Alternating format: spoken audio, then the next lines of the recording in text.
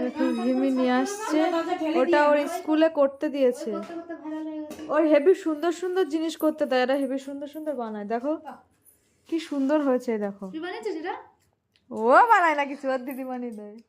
কি সুন্দর হয়েছে দেখো। টুপি কি করে? এবার থেকে যা যা বানাতে দেবে দুটো করে বানাবি, একটা আমার দিবি। আমি সব শোকেজে সাজিয়ে রেখে দেবো। এই মেয়েটা তোরা নিজেদের এই এই এইগুলো কাগজ দিয়ে বানিয়েছি। কি সুন্দর লাগছে, মনে হচ্ছে মুরগির বাচ্চা না?